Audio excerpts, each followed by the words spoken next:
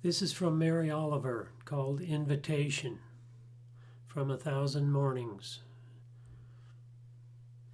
Do you have time to linger for just a little while out of your busy and very important day? For the goldfinches that have gathered in a field of thistles, for a musical battle to see who can sing the highest note or the lowest, or the most expressive of mirth or most tender.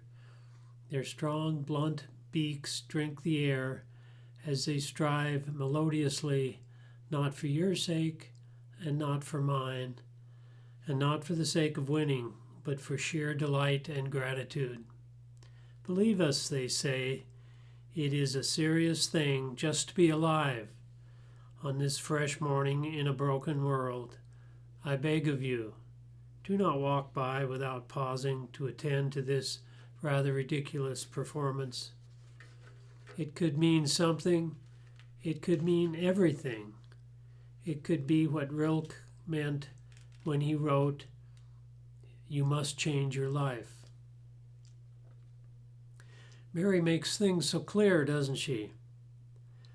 What I don't understand is how we can say we believe in a man who came to us 2,000 years ago with the crazy idea that we should love one another, and yet we can't believe facts in front of our noses about climate change. Maybe it's the smoke in our eyes that is blinding us from seeing the goldfinches. In today's gospel, we have an invitation to join the kingdom and a warning to be prepared.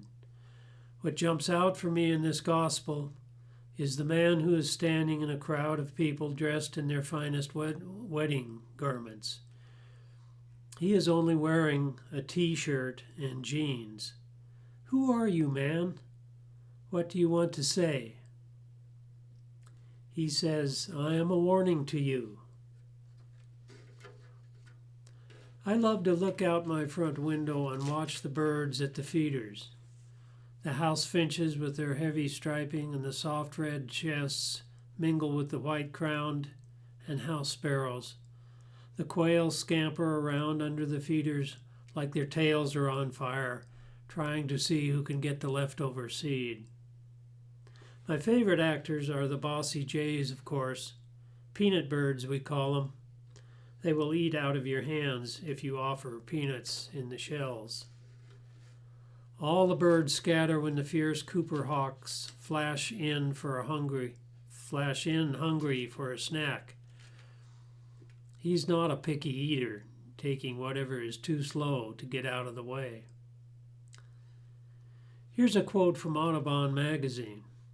A 2019 study led by the Cornell Lab of Ornithology found that North America is currently home to 3 billion fewer birds than it was 50 years ago, due to multifold changes to habitat and food sources. Also, last year, scientists with the National Audubon Society used 140 million bird sightings to project how birds will be affected by climate change in the coming century. They found that 389 bird species, including some killed in a current die-off, are threatened with extinction as temperatures and rainfall patterns shift. Many are also at risk from weather events like wildfires, made more extreme by the climate change, by the warming climate. It must be the smoke in our eyes. I find God's peace looking at the beauty of the world. Fall is a beautiful time in the garden with the plants turning red and yellow. The fall garden is also full of music. Listen to the trill of the sparrows, the raucous squawk of the jay, and the hunting call of the hawks, and of course Mary Oliver's goldfinches. She says it could mean something, it could mean everything. It could be what Rilke meant when he wrote, "You must change your life." So the man in the jeans says, I'm a warning to you. How many warnings do we need before we realize that we need to change our lives and deal with climate change? Do we eat food that is raised sustainably? Do we watch our driving habits? Are we politically active, advocating our leaders for responsible environmental policy? Maybe we'll just wait until the smoke gets out of our eyes to see the goldfinches. But will there be any beauty left?